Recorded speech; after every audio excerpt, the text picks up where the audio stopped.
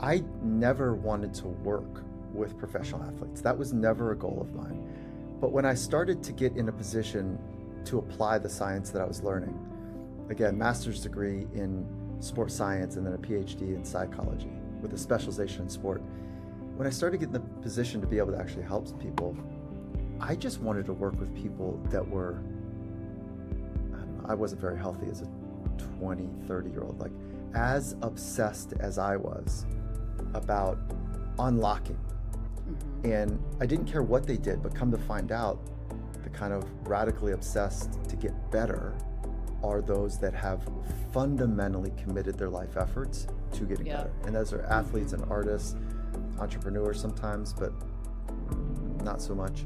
So Michael, we've both had a front row seat to high performance for so long at the elite level. And everyone has talent.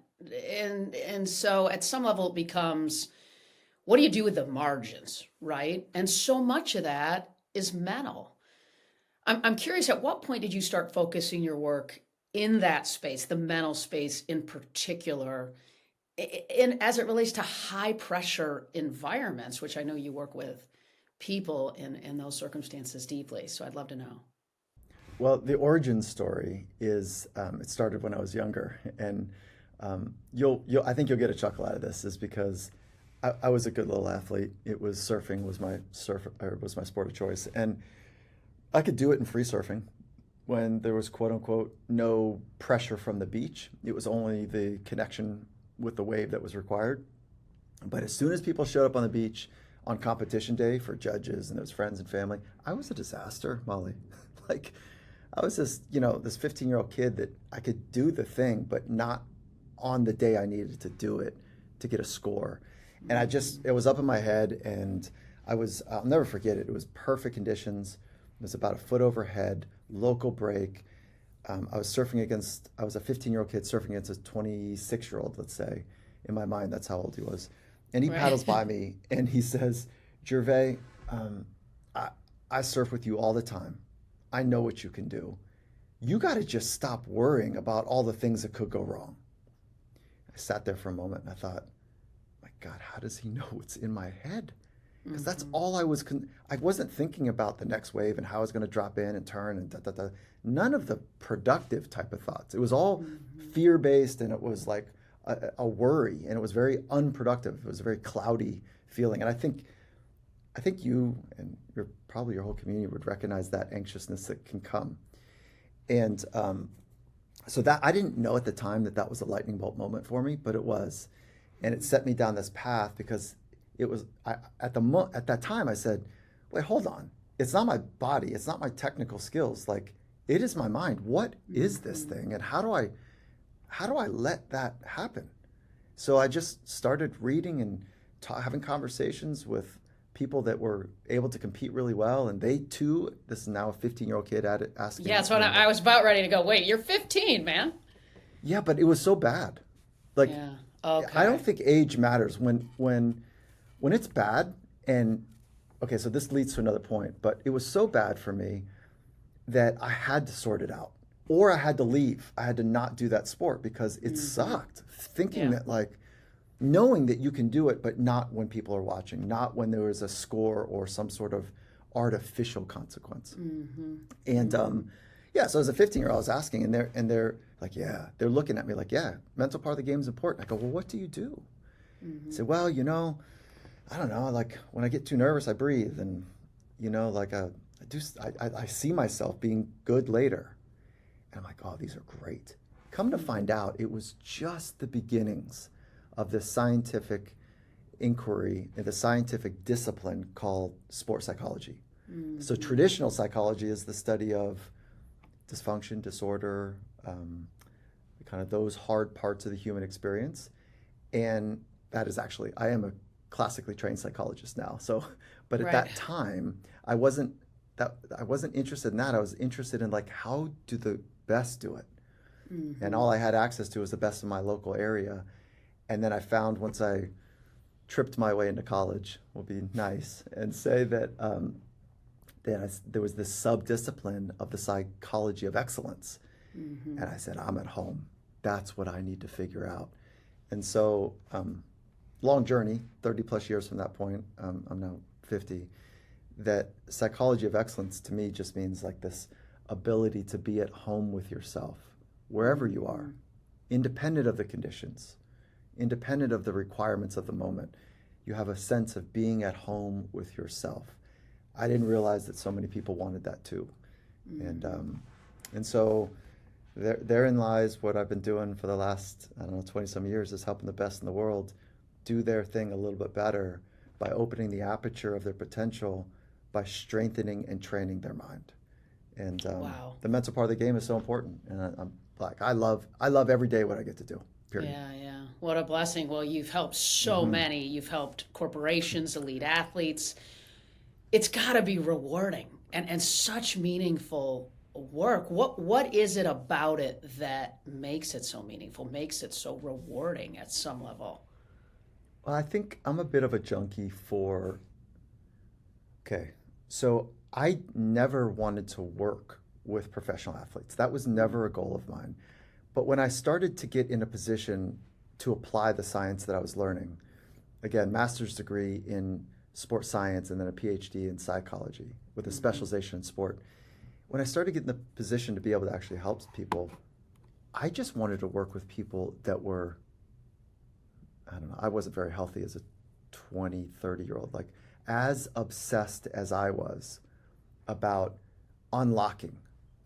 And I didn't care what they did, but come to find out, the kind of radically obsessed to get better are those that have fundamentally committed their life efforts to getting better. And those are athletes and artists, entrepreneurs sometimes, but not so much.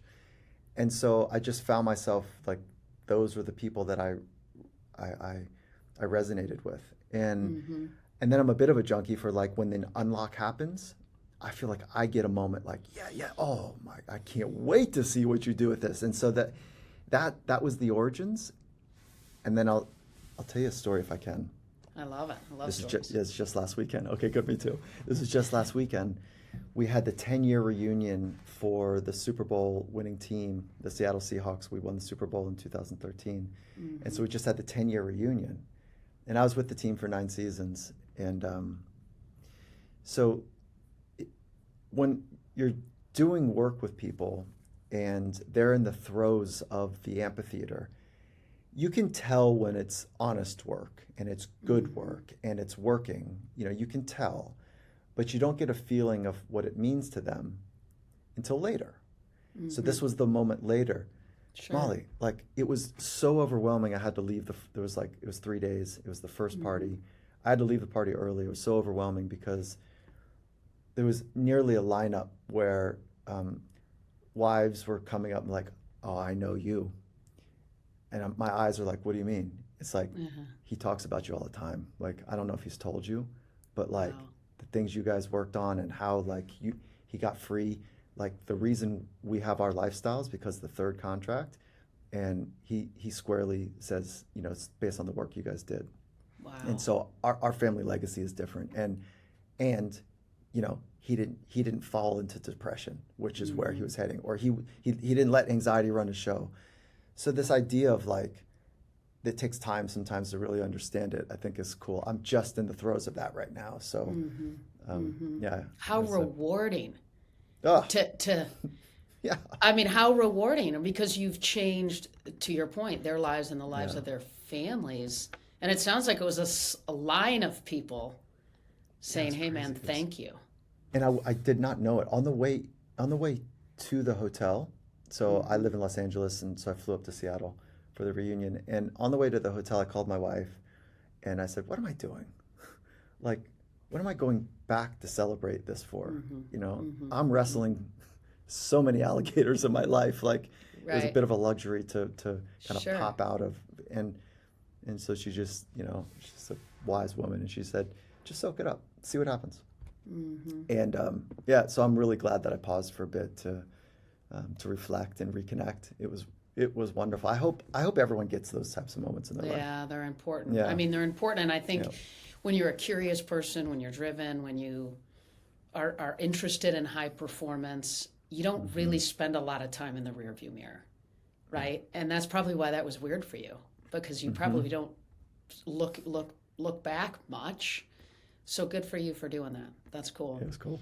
Yeah, thank What you. what do high performers fundamentally, what do they do differently in your experience? Okay, that's a great question. And there's a cost to the answer I'm about to give you, and there's a great upside if you can do this right. But what most of them, if not all of them, do, I say most because there's freaks Right. in the industry of, like there's folks that roll out of bed half drunk, eat 3 slices of pizza, pop some jelly beans in their stomach, and then go run a 40-yard dash in the fastest time you've seen, jump 42 inches. Like there are freaks out there. Right. So I don't want to be Pollyannish about what I'm about to say, but for the majority, Right. they fundamentally organize their life to get better. So what happens in big business, what happens in entrepreneurship, what happens in family systems often is there's not that fundamental commitment. So let me explain a little bit further. Athletes every day have organized the way that they structure their days with the support of coaching.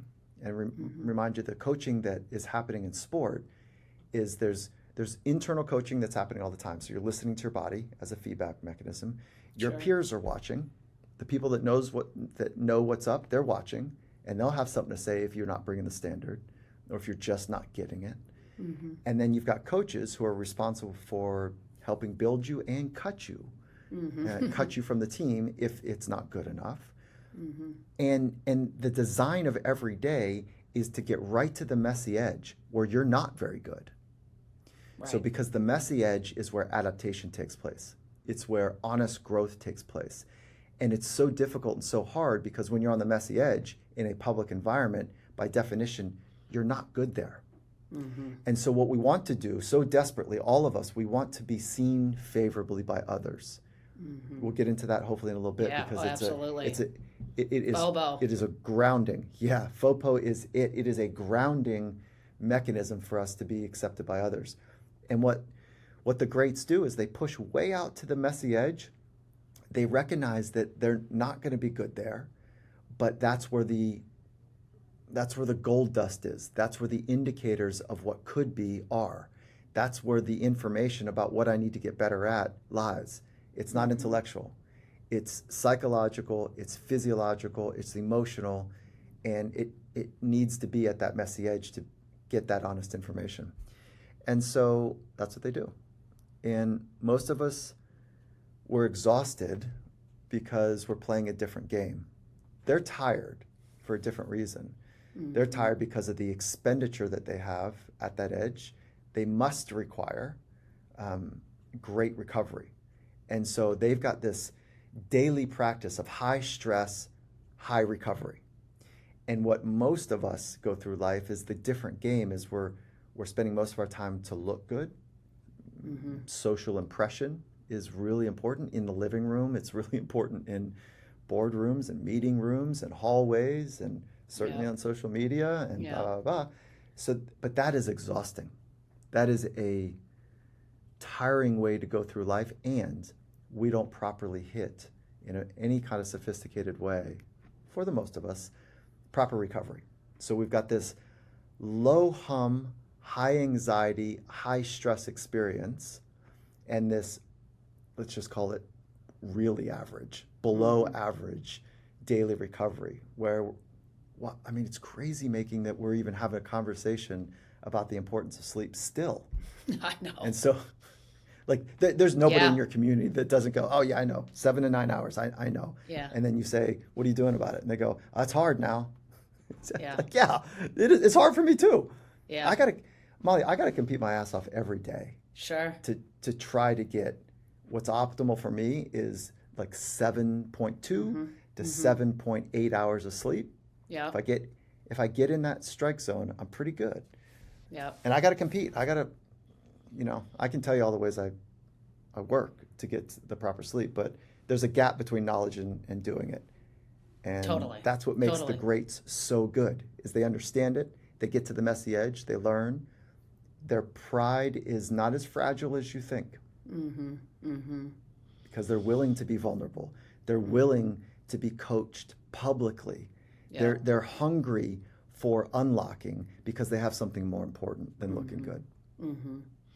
So I'm hearing you say that at some level, when we get to the messy edge, we're invariably going to make mistakes because we're in this sort of place that's new, that's different, that's challenging, where we're being curious, where we're trying to get better. But yet we live in the world where, oh gosh, man, you messed up again, right? Like you're not supposed to do that because we live in this world. But at some level, it's about not worrying about the messy outside world because it inhibits our ability to get to the messy edge. Is that what I'm hearing you say? Yeah, so, okay. Let me run a little experiment or share an experiment I do, is that I'll ask folks like a team. So I'll go in front of a team. Let's just use the NFL because we're talking about it. And there's 63 athletes, 25 coaches. I mean, in any normal environment, they are alpha. Like they carry themselves, and it's not because of their size, it's because of their mindset. And they are large humans, but it's their mindset. A true alpha is not the physically imposing one. It's the one that demands attention and command because they believe in something so important that's so important to them. There's a conviction for the alphas. And they collaborate. The true alpha collaborates properly.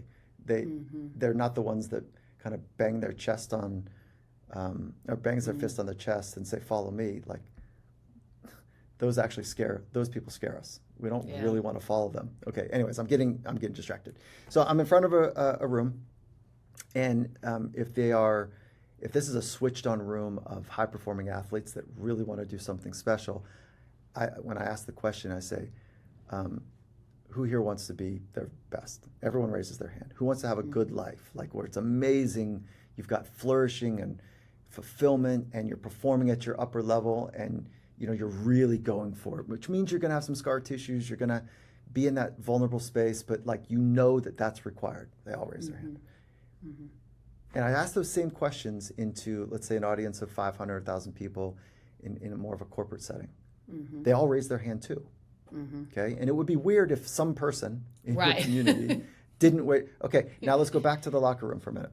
Okay. And then I say, right, okay, cool. Who wants to come up? And they'll double click and I'll say, right, that means you got to take risks, right? And they're all nodding their head. And I pause and I say, who wants to come up and see how their mind works under pressure in front of all of your peers? So what do you think the difference between the locker room and the corporate setting, of 500 to 1,000, top performers in business are? What do you think the difference is? The athletes probably, I would bet 80, 90, 100% of the room raises their hand, and you've got 10% of the room in a corporate environment that raises their hand. 10% was nice. Yeah, right. Okay, exactly. That's nice. It's 3 people in 1,000, yeah. So when you ask the question, like, what's different about them?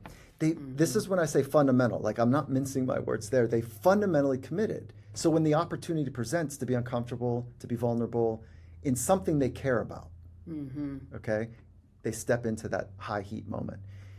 Most of us haven't done the deep work to know what the fundamental commitment is. So we play like we are, but then given the moment, we reveal our real philosophy. We reveal our true first principle in life, which is to be accepted. And if I go up there and I lay a big egg and I start sweating and I can't use my mind under pressure, what are they going to think of me? Are they going to reject me? Am I going to be kicked out? Am I going to be thought less of? Oh God, don't do that. Don't take the opportunity to test myself, because that could be disastrous. So most people's first principle is play it safe, play it small, be in the middle, be accepted, do not risk being kicked out of the tribe. So now on the other side, back to the athletes, they're like, look, I'm here to be my very best. That means I got to be exposed, and I've got to get to that edge and maintain my strength and dignity when I'm at the edge and it's not all good, because I've got a way I think about myself. And the way I think about myself is, no, I got to go for it. And I'm not going to be perfect. And if I'm not perfect and I don't go, or I'm sorry, if I'm trying to be perfect and I don't go for it, I'll never know. And this fast train of elite sport, it's happening. And if I step off the train by playing it safe in this way, I don't know if I'll ever get back on. So I got to practice stepping in, stepping in, stepping in. So I'll leave the thought with this, is that there's external noise and internal signal. And it's fundamental and foundational to gate out the noise. And the noise is all of the things that you cannot control, which is most of life. Right. Let those things almost be like spaghetti on a wall. Just let it slide down. That's not your business. There's a little bit of residue because some things are really important, but you can't control them. So putting yourself in a deleveraged position, trying to control what somebody might think of you, you are now in a highly compromised, deleveraged, low power position. And it's exhausting because when you're doing all this micromanagement of looking good, the real cost is intimacy.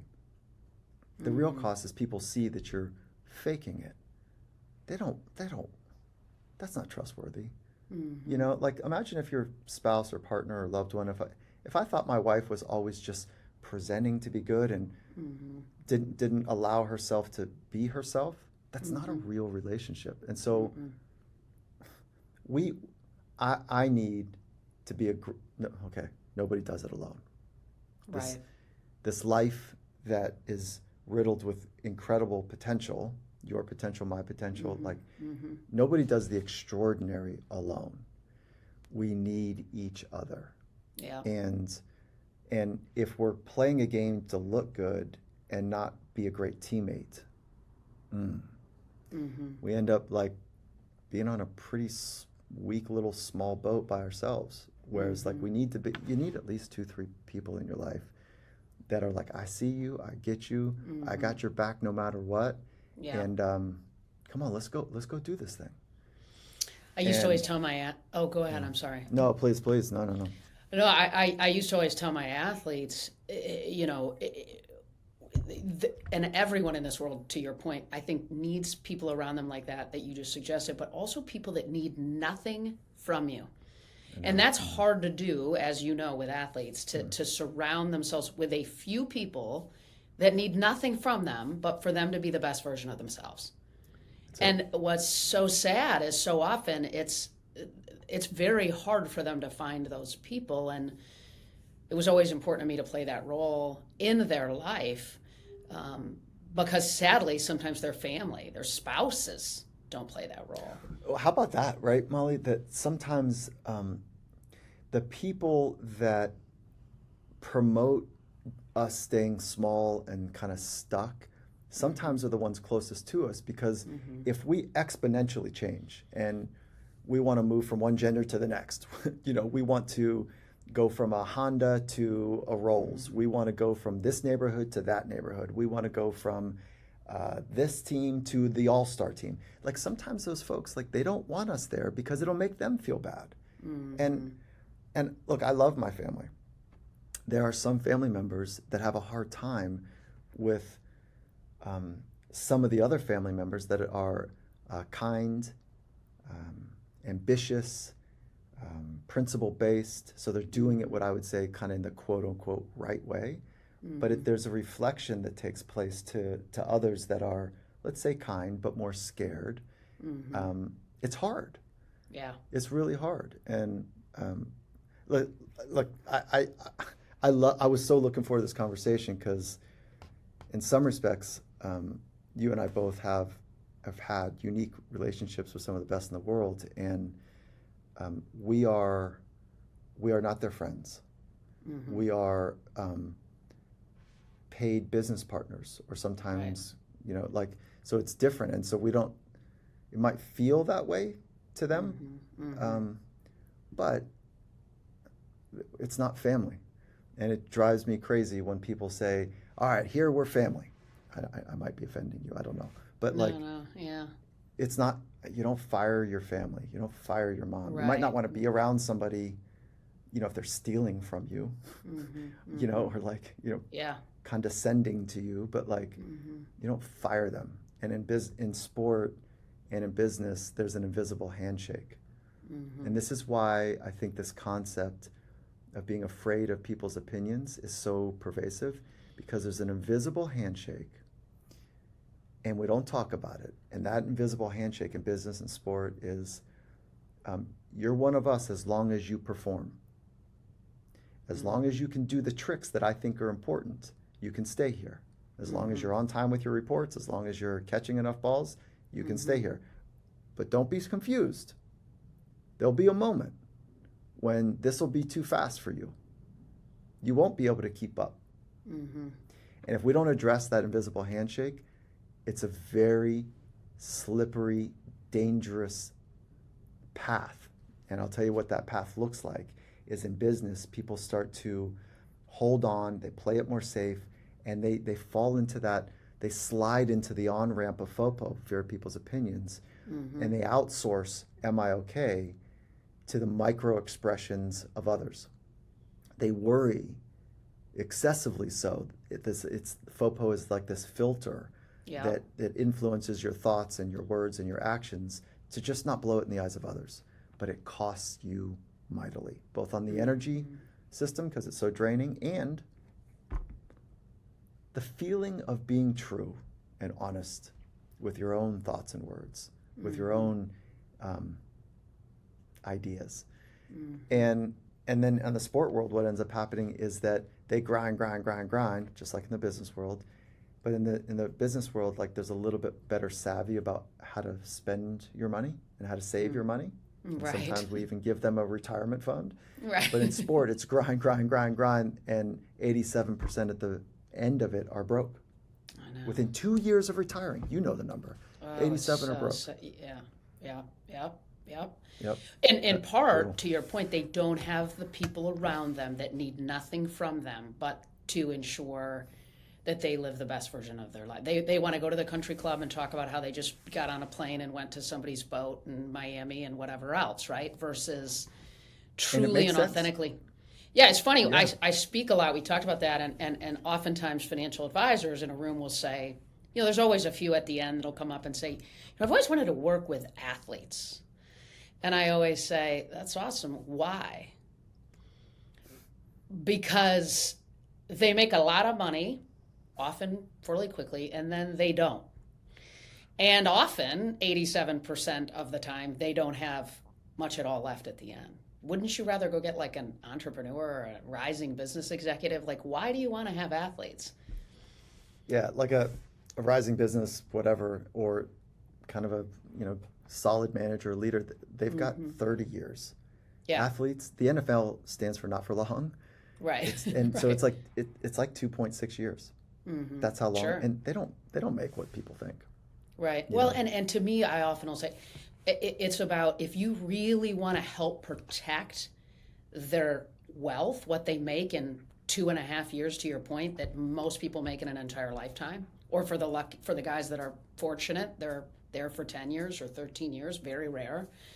If you really want to protect those assets for them, then awesome, let's have a conversation. Because getting into that for the right reasons is obviously incredibly important, not for people's opinions. And that's exactly right. And it makes so much sense that if you don't know what to do with your money, you don't necessarily know who to trust, that you would trust somebody in your inner circle, right, which has demonstrated over a long time that they know you and they care about you, but they might not have the skill, the advanced skill required to manage money in a sophisticated way. So, compounds on each other. And again, that goes back to the first principle, which is we want to belong. We want to be part of something.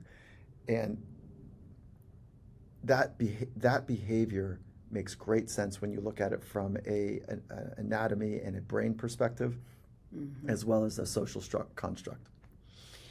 I was so fortunate I got an advanced copy of your book, which I love. And, you talk about FOPO being the greatest restrictor of human performance.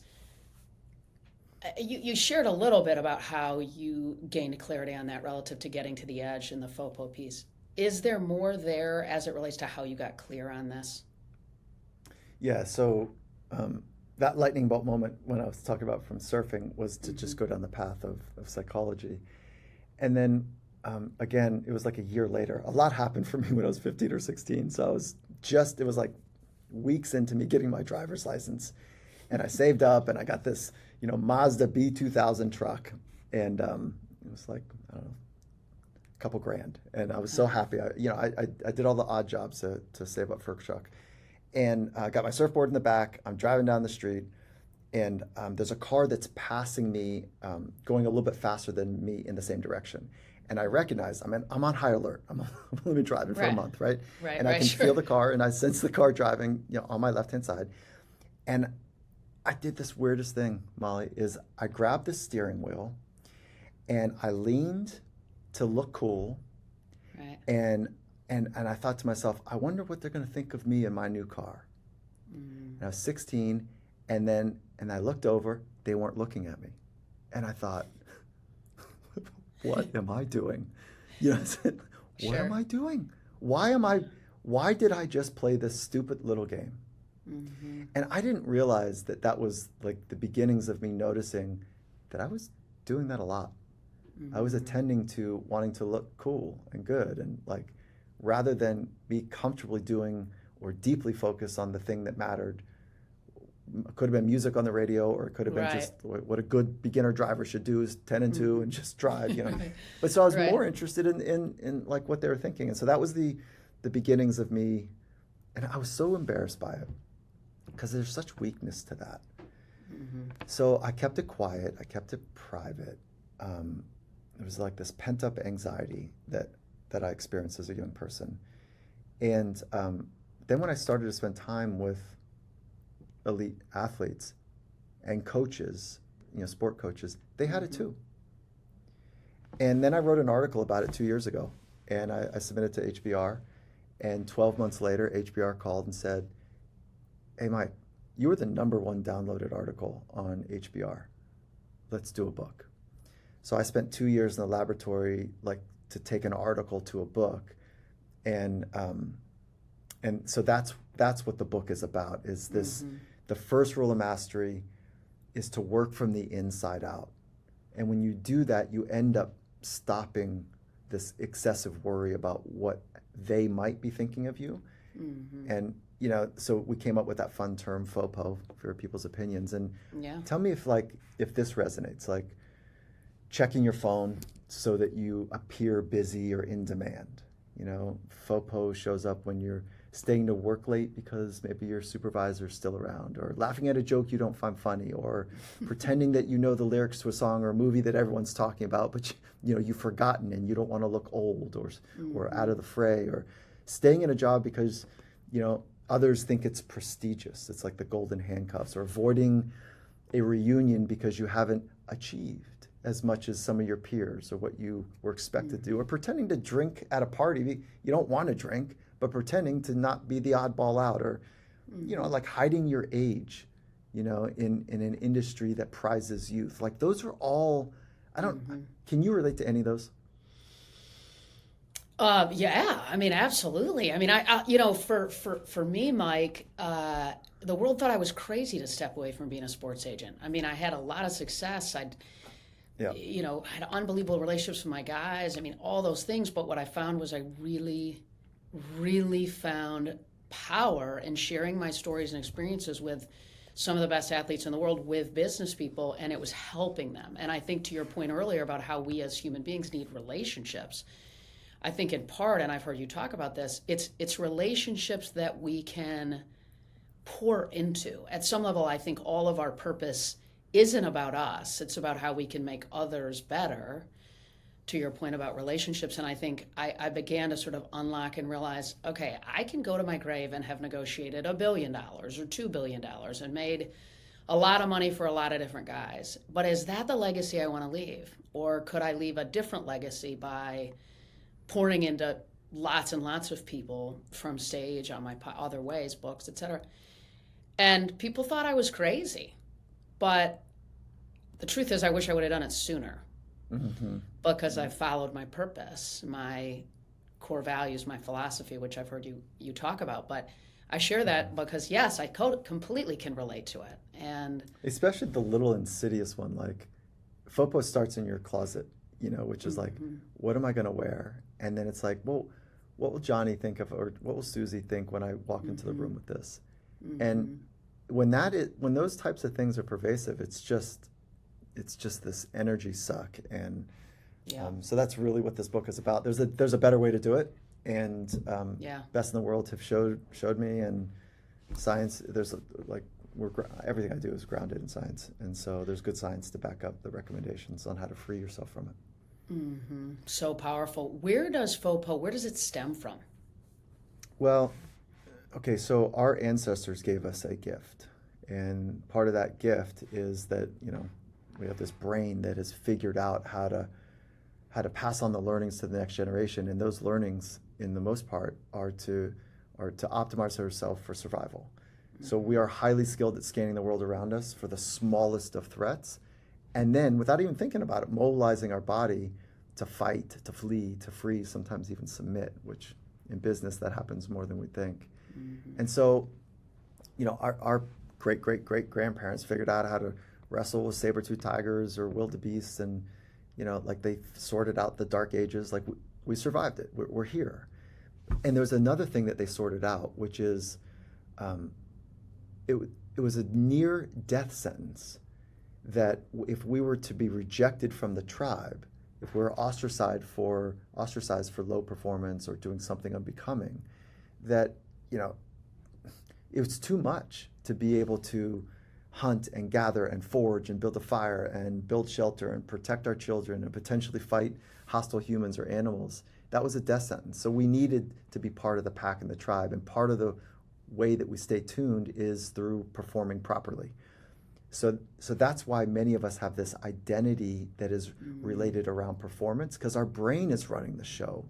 It doesn't need to. That's an old mechanism.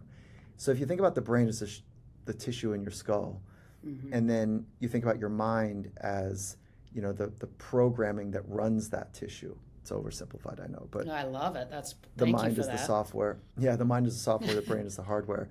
I mean, it's the reason we're talking about psychology so much in the world right now is because people are saying, I want to upgrade my software. Like, I don't need to be run by this million-year-old, programming of the brain. Like, there's a better way. That's why public speaking is so dangerous, is because it touches that brain region that says, or brain network that says, if you screw this up, you might get kicked out of this little community here. And that's why it's so overwhelming for people. And so that's why I think it's one of the great constrictors, is because we're not talking about it enough, and this need to be accepted, and this scanning the world for even the slightest of rejection. Belonging is safety, and there's also some downsides to only belonging, and that's really kind of what this thing is about. Yeah, no, it's so good. I mean, and the consequences of FOPO are lots of things. I'd love for you to share a little bit about that. I would imagine, obviously, one is which we don't reach our full potential because we spend so much time worrying about what other people think. What are the other consequences of living that way? Well, we hold back some of our best ideas because we're fearful of how somebody might share them. So or experience them. There's a cost in an organization to it. We call it biases. Like, there's all these biases that we could go through and list, but the self-serving bias is the one that really drives everything. And so playing it safe as opposed to advancing the mission is one great cost. So it slows down innovation, it slows down adaptation, it slows down a sense of buoyancy and fun and engagement in the work settings. And I'll tell you a funny story here is that I spent about 10 years working, helping round out the high performance program at Red Bull. And Red Bull made a fundamental commitment to help their athletes be the best they can be. And the Red Bull world is what you would imagine, like full energy. And there's people there like having a lot of fun. And then I bring some of those best practices into like, multinational company that I'm spending time with. And they're like, we can't do that stuff.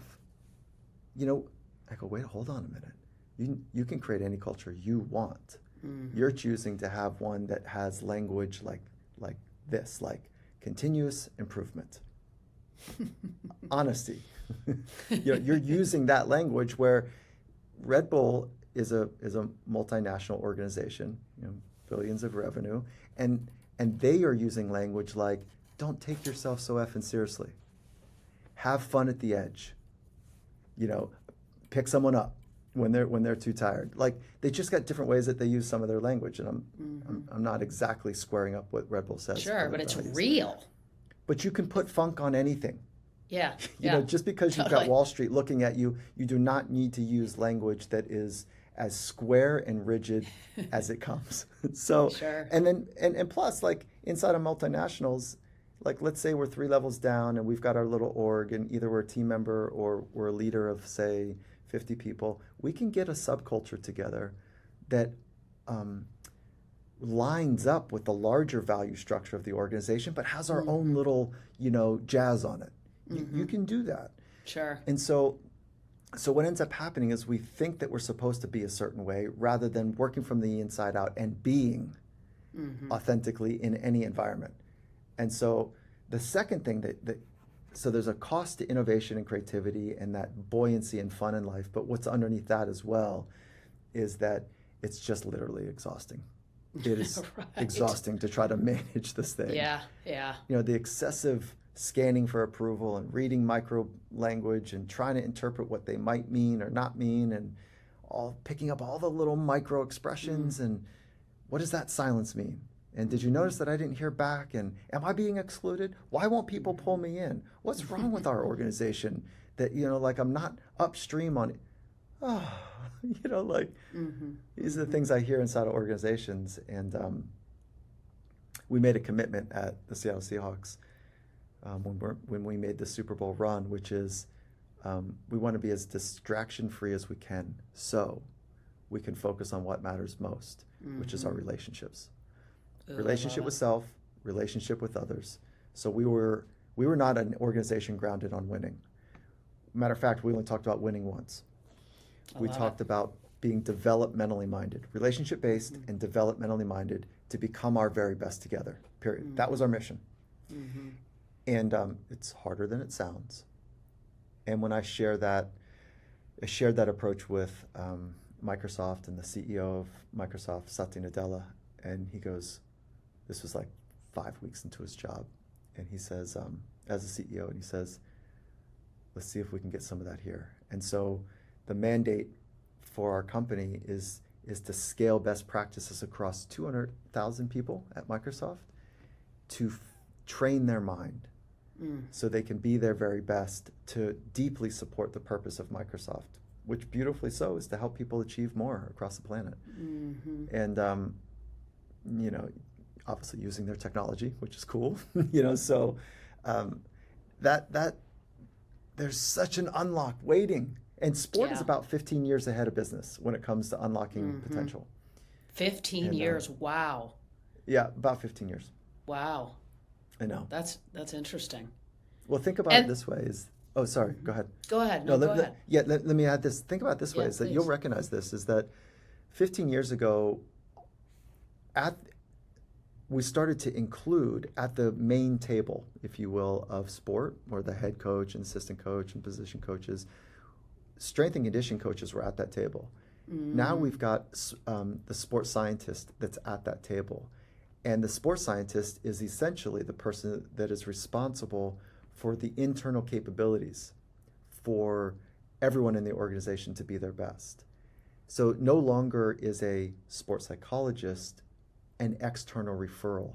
No longer, for the switched on teams, are they a dark, oddly lit room at the end of the hallway. Right. They're sitting at the main table now. Wow, that's awesome. Because the big unlock is psychology in elite sport. So business isn't there yet. They've got strategists, and they've got finance, and they've got HR, and the science to build the capabilities from within each person. That's now in organizations like Microsoft. They're saying we need that capability woven throughout, just like you guys were doing elite sport. And I think that there's the companies that are doing that, we're seeing. I mean, you can measure it in a lot of ways, but we know this from a very small research, is that sales organizations that train their people to be optimistic, they outperform those that are low optimistic and or pessimistic. Wow. And so by a huge number too. I don't have it right on the tip of my, yeah. So optimism is like a key differentiator on sales output. And that's an easy skill to train. You're not born optimistic or pessimistic. We all have to train it. That's our good friend John Gordon. Spends a lot of time in that space. I saw he was on your podcast. Wonderful guy. Yeah, he's great. You know, there's so much research in your book. Was there anything that surprised you, Mike, you know, inside of that research? Was there anything relative to a topic that just popped out to you that took you off guard? Yeah, there's a research by Dr. Gilovich. And so if you wore the ugliest shirt that you could imagine, okay? If I gave you the ugliest shirt you can imagine, I said, I want you to walk into this room of 100 people, of your peers, and I just want you to sit down. And, you know, you're going to walk in from the front, so everyone's facing you. You walk in from the front and sit down, kind of somewhere in the middle of the room. And then I want you to come back out, okay? So you sit down for a little bit and you walk back out. And if I were to ask you, how many people do you think noticed just how ugly this shirt was? What would you say is the percentage of people that you think would notice you? So I know where you're going and I love it. I would say the predictor is higher than the actual. Yeah. So most people that come out of this is an experiment that was run, and the person that comes out of the room, instantly the researcher said, how many people noticed this ugly Barry Manilow shirt? You know, Barry Manilow is not the cool kid shirt, right?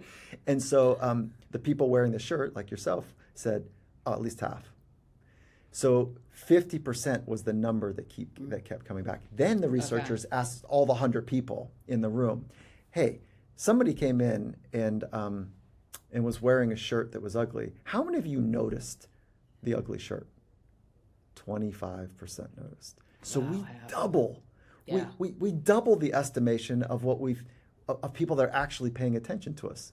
And so when your grandmother or grandfather said, like, you know, honey, they're not really thinking of you. Come to find out, yeah. You know, according to research, right. Grandma was right. And so they're not.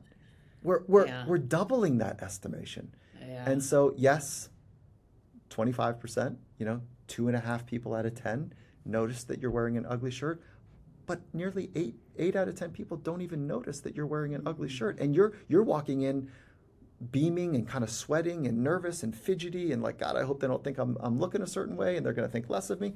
They're not paying attention at all.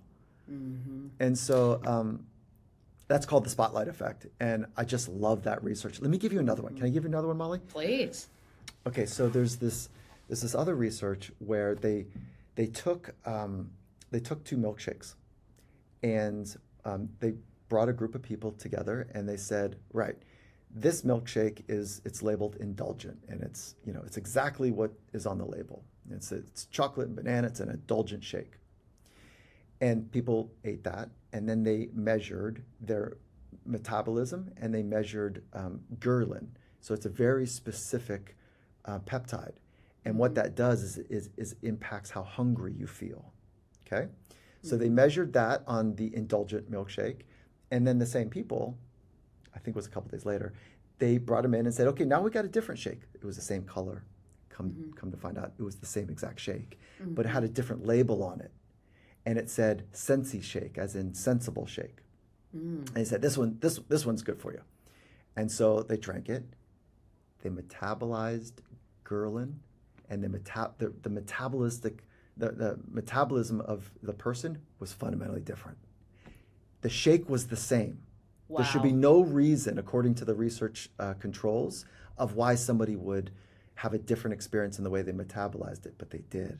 Wow. And so just your mind impacts how you metabolize and work at the peptide level. That's a mind blower. Totally. That's unbelievable. Yeah, so just when you walk into a room and whatever you're thinking is dramatically and intimately affecting your physiology. So if you want to live a long, healthy, good life, you got to start thinking that way. If you want to live a life that is of high performance, you got to start thinking a certain way. Sorry, go ahead. Yeah. That's so good. I'm so excited tonight. I can have a chocolate chip cookie and think it's a rice cake, and it won't count. I'm not sure that that's exactly the unlock here. That's so good. Oh, what does identity? What does it have to do with all of this?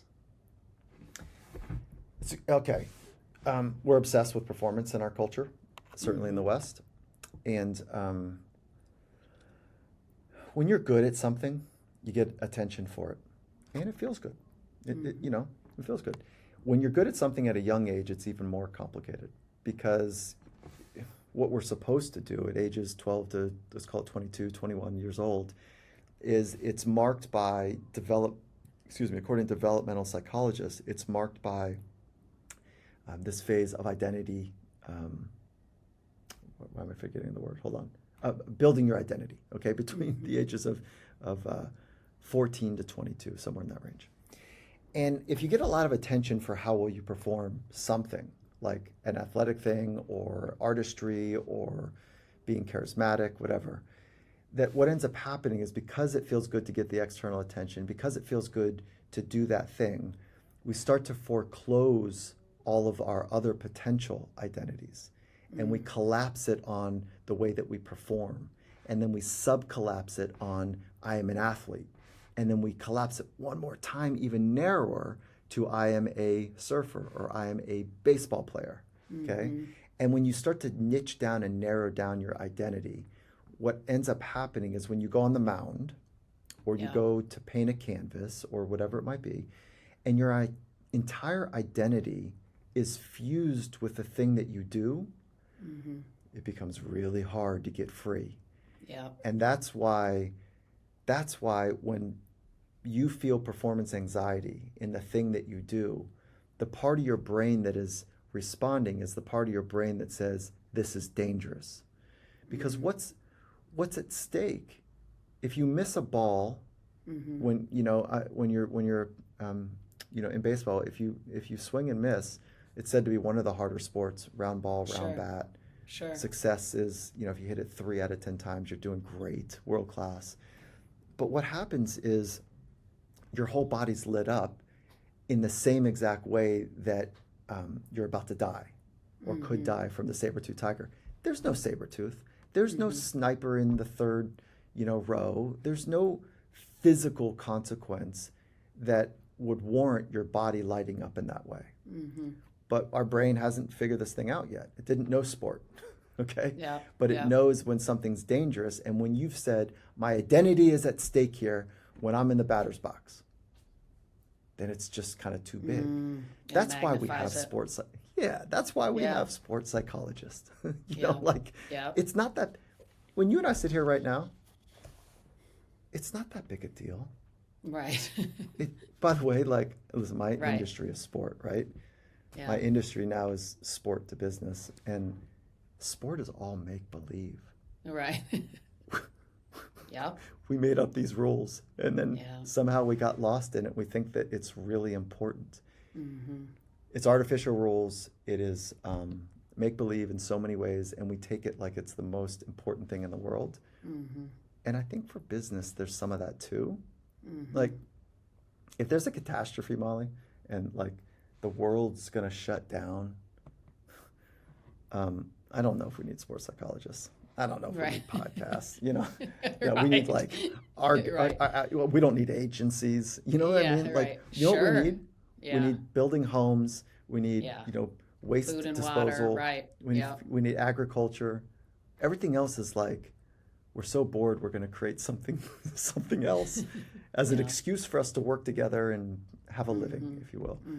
So I don't know. This is not where we're going with this conversation, but I think it's fun to think about. Well, I mean, it's so interesting for me because with the athletes that I worked with, I mean, it was always so important to me to ensure they had clarity on life after sport. Because when that jersey comes off your back, when you don't make $1 million a month, when all that changes, which it's gonna end. And what's fascinating is even the most intelligent, realistic guys and gals out there, they don't really seem to comprehend the fact that this is not going to last forever. It's going to end.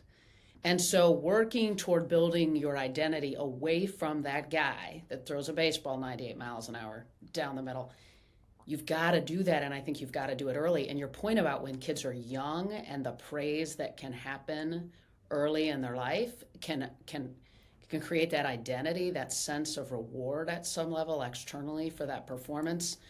Oh, that breaks my heart because it impacts them for life in really significant ways.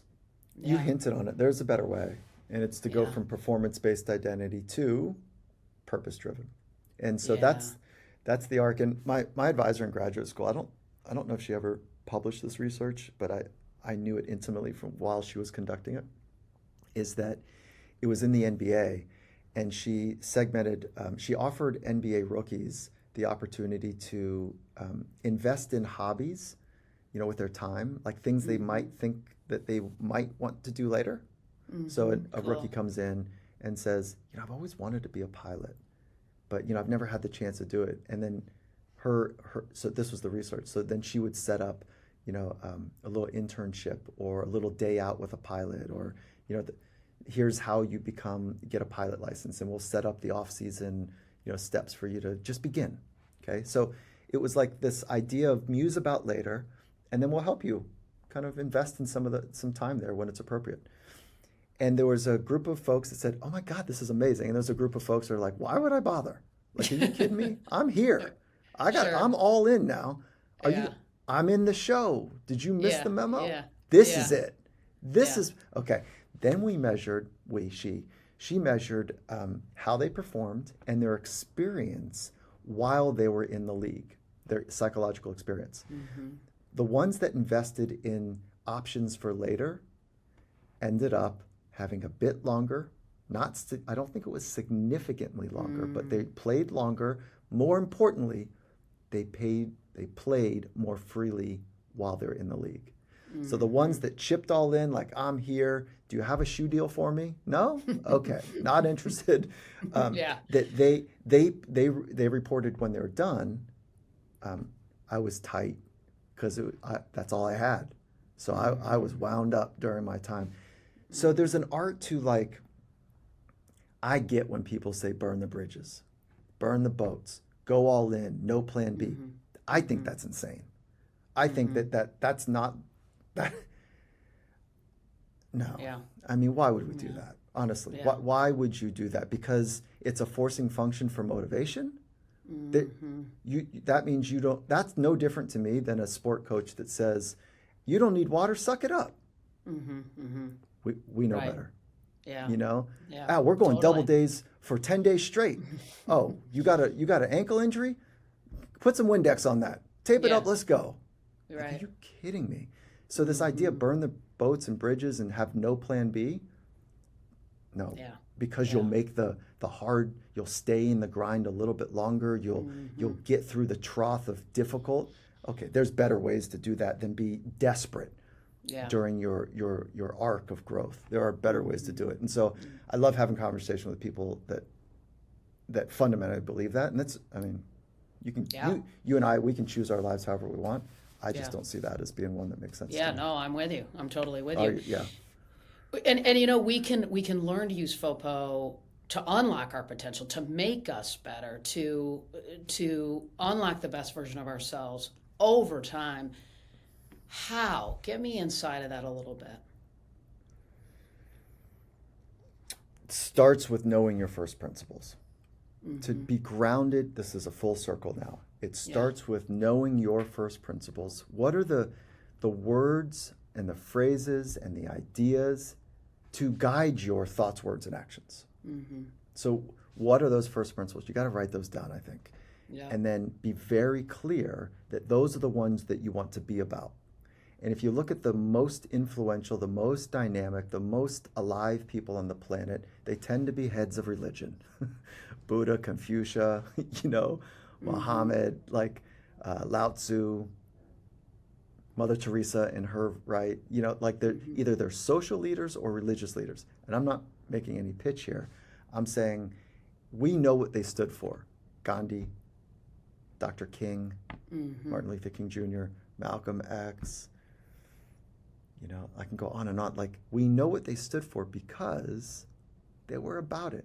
They were clear on their first principles. And then, if we deconstruct it, they had great conviction, okay, from clarity to conviction. So that's part of psychology is no more complicated than the study of yourself. Know yourself, okay? Yeah. Like, invest and study. What are your tripwires that get in the way of you lining up your thoughts, words, and actions to those first principles? What gets in the way? What scares you? What twists you up? What distracts you? Know how to work with those tripwires so that you can be convicted. And that is where, so the space between clarity and conviction, the space between that is where mental skills training lives. So if you want to be about it in high stress moments, when you are squared up with another passionate person that sees the world directly different, or there's miscommunication in a high pressured, high speed environment, and you need to know how to hold true to yourself, that's where mental skills shows up. And there's a handful of basic mental skills that I didn't learn in grade school or high school or college, but that's what sports psychology is about. And that's really what my life mission is about, is to help people train their minds so that they can be, as cheesy as it sounds in my head every time I say it, you know, so they can be the best version of themselves. I'm a huge, Jim Lair was the first guy that kind of helped me understand the power of having a purpose statement. And I couldn't agree with you more. To me, it becomes this filter by which it changes the way you show up in relationships, conversations, moments, the decisions you make, what you say yes to, what you say no to. It's huge. You know, companies have purpose statements, mission statements, values, right, that they lean on. They throw them on a wall. They some act like they matter and they lean into them, and some act like they, you know, I should say some lean into them and live them, and then some throw them up on a wall and do nothing with them. And then there's your personal values, your personal purpose statement and mission statement, your core. How do leaders take this thinking as leaders relative to the people that they lead and help their people marry the corporate mission and their people's personal mission to perform at the highest level? Okay, so you're onto something. This is where you get 1 and 1 is 11, where when the senior leadership team becomes clear on their purpose and they're clear on the values to guide the pursuit of that purpose. And then they are not trying to extract the best of the humans inside of it to serve that purpose for Wall Street or for their pockets. We're better than that. And humans are raising their arms right now saying, I'm not doing it like that anymore. I'd rather leave. That's right. I don't know my kids so that Wall Street's better because you've created these crazy demands of like the numbers I've got to hit. Like, I'm not doing that. And so the 1 and 1 is 11 is that they know their purpose. And then, again, this is part of the work we're doing with Microsoft, is that let's help each person be more tuned to their purpose. And then how do the two line up? And this is what Satya Nadella did at Microsoft, which I am so enamored by, is he said, I want Microsoft's purpose to be in service of the people that are here inside of Microsoft. I want our amazing platform to be in service of your purpose. And we get these two things lined up. We're not extracting the best of people. We are unlocking. Yeah. We are supporting and challenging people to be their very best. And now we've got a rising tide. Home life, business life are better because we've lined up those purposes. So like if you've got that life right now where you or your spouse is coming home and they're just like, can't wait to get to the weekend. I don't know. Either I'd say get true to your purpose and see how you can use. And I'm not saying like there's nothing Machiavellian about this. There's nothing about like my purpose is to help somebody so I'm going to take my corporation's paper clips and take all those boxes and give them to, like, this is not a Robin Hood moment. This is like, how do you figure out how to use the energy of both and keep the ship sailing in the slipstream, of growth. It's so good. It's so good. And that work is so, I mean, what you're doing with Microsoft, gosh, I mean, it sounds like every organization needs to tap into your magic because it's life-changing. I mean, it's not just me. We've got a whole team that's like, Yeah. we're wrestling alligators every day with it. And so thank you for the compliment. I want to wrap this up. You've been incredibly generous with your time. A couple more quick ones. I'm a big fan of feedback. I think feedback is so powerful. I was an athlete in college, and to me, it's this mindset of embracing feedback, good and bad, assuming that the right potentially when you get it so that you can unlock a better version of yourself. But we also want to walk that line relative to FOPO. So how do we as individuals do that effectively relative to feedback and FOPO and performance? How does feedback and performance work? Is that kind of it? Well, there's FOPO and then there's feedback. How do you navigate what you listen to at some level and what you don't? Okay. I love that question. Okay, so feedback is a required process to get better. And there's internal feedback, the way that your body and you feel when you're doing something. And there's plenty of blind spots that we, from the right people in the right way, require external feedback. So high-performing organizations have figured this out, this feedback loop. So knowing the right people that have demonstrated two things. One, that they are fundamentally committed to helping you. And two, they understand the style that helps you accept feedback best. And three, you make the commitment yourself, even if they're not good with their style, that there's an assumed best intent that you're trying to do something together to be better. So how do you do it? The best feedback is kind, clear, and well-timed. So there's a kindness to it. It's very clear, so you can articulate it well, and so it's very specific, and it's well-timed. And well-timed, there's gold standards, and then there's less than. So gold standard is in the heat of the throes, like as close to the moment that something happens as you can, but that might not, sometimes people are too switched on, and sometimes you can't get in the flow of it because the ball's moving down the field. So as quickly as you can, with kindness and accuracy, that's how this thing wins. And so feedback is so hard for people that you've got to have a conversation about it, I think, as early as you can. And then the second piece is not everyone's opinions, not everyone's feedback is worth anything. Sure. So for me to take feedback from somebody, it's a small group, and they've done two things. Again, they've fundamentally made a commitment that they want to know me and support me, and I can trust that. And the second is they've lived in the amphitheater. They know what it means to really go for it, and the way it feels to have cold air on your skin. And so that's how I think about it. I love it. So my husband and I have 3 daughters, and so how do we think about this as parents to help our kids cultivate a strong sense of self, particularly in the social media world that we live in, and they do? I think, I don't know. I don't have the answer. I mean, conversations about it. And I think the first thing is like recognizing that it can suck you into, and there's thousands of PhDs on the other side of the social media apps that are designed to hijack your attention. And I'm outgunned. You're outgunned. And we've got an adult mind with clarity of purpose and some mental skills that we've trained.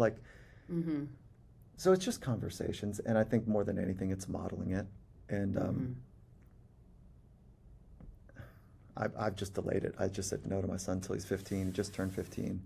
And he got Snapchat is the first one he has. And it's kind of like a texting thing more than it is anything else. But there's dangers there for sure. So technology is a one-way street right now. It's happening at a faster clip than we've ever thought possible. So we got to help them. Yeah, it's tough. There's no shortcut. For sure. So I'm going to hit you with some rapid fire, and then we'll wrap. Sound good? Sounds good. What's your morning routine? 4 steps, and I can send this to your audience if they love send it. an email. Yeah, Awesome. I've got like a nice little audio thing to walk you through it. Love it. There's 4 steps. It's called the morning mindset routine. If you send an email to info@findingmastery.net and just put morning routine, I'll send it out to you. It is 4 things. I take a breath. I get connected to gratitude. I get connected to an intention, and then I put my feet on the ground, and I just practice being in the present moment. I do those 4 things. It's 60 to 90 seconds, but there's a particular way to do each of those to bring that to life. But that's my morning routine. I love it. What do you do? What do you do, Mike, when you're feeling overwhelmed and stressed? I mean, I asked that question to Alex Arnold, who was a free soloist of El Capitan, and he's classic. He goes, I just kind of piss myself. Like I asked him when he's on the wall. When you're on the wall and you've run out of options, what do you do? He says, I just piss myself. It's like, that's not what I do. But when I'm feeling overwhelmed, like I go back to nature, and it's like the most powerful grounding source for me. And so I do something to be outside, connected to the natural rhythm of the world. And the second thing that I do is reground myself with people I love. And and I just say to them, hey, can I vent? Or, hey, I'm stressed out. I give them a preamble, and I say, or, hey, can I get a hug? Or, I ask for what I need when I'm overwhelmed.